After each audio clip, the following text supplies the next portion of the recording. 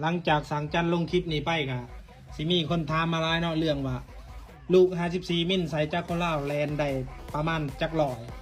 อันนี้คือบ่ต้องถามแล้วก็บ่ต้องมินเนาะ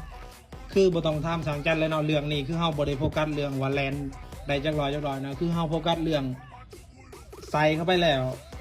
ขี่ได้ปกติบ่จักปกติบ่บิดติดมือบ่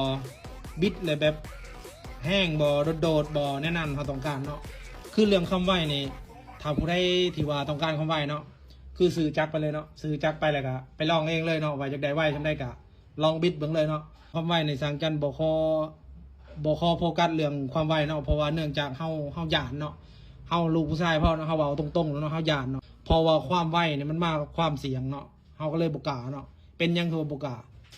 เบิ่งรถด้วยนี่สภาพมันบ่มียังแน่นอนเนาะบางทีเฮาแลนไวเกินเนาะถือผิดพลาดมาคือว่าเรียบร้อยแล้วจบเนาะอันนี้ถ้าว่าผู้ใดต้องการความไวเนาะนี่เนาะซื้อไปเลยเนาะซื้อไปแล้วก็ไปลองเบิ่งเลยว่ามันสิแลนได้เท่าไหร่เนาะและจังว่ากันอีกเทื่อนึงเนาะเพราะว่าเฮาบ่สามารถแลนได้เรื่องความไวบ่สามารถลองความไวได้เนาะเพราะว่าเฮาบ่กล้าเนาะอันนี้คือเฮายอมรับว่าเฮาบ่กล้าเนาะคือรถจักแต่ละหน่วยเนี่ยเฮาเฮ็ดไปคือเฮาเฮ็ดสภาพแบบว่าขี่ได้บิดติดมือสำนั้นแหละเฮาพอเนาะเฮาบ่ต้องการไปว่าแลนไว้เนาะถ้าว่าแลนไว้เนี่ยเฮาบ่กล้าเนาะเฮายอมเนาะเฮาแลนเนี่ยบ่เคยสุดจักเทื่อเนาะเพราะว่าเฮาหยานเนาะอันนี้เฮามาอธิบายให้พี่น้อง FC หรือว่าลูกค้าหลายๆคนเนาะหรือว่าพี่น้อง FC ที่ติดตามรับชมสังจันเนาะบ่ต้องถามเรื่องความไวเนาะเพราะว่าเฮาเคยไวมาแล้วตอนเฮาอยู่ไทยเนาะเฮาเคยเฮ็ดมาแล้วเนาะ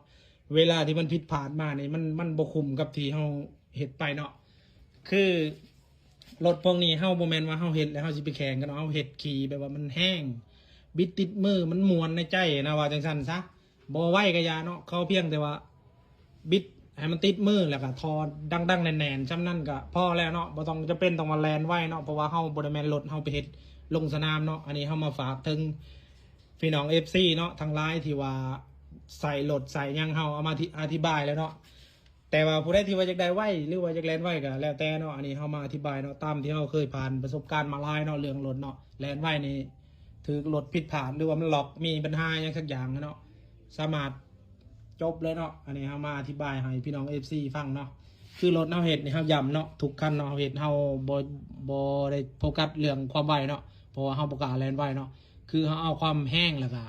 บิดติดมือเนาะเสียงนุ่มๆแน่นพอจบเลยสำหรับเนาะอันนี้มาอธิบายเนาะมาติดให้ฟังอีกบาทหนึ่งเนาะบาทเดียวเนาะ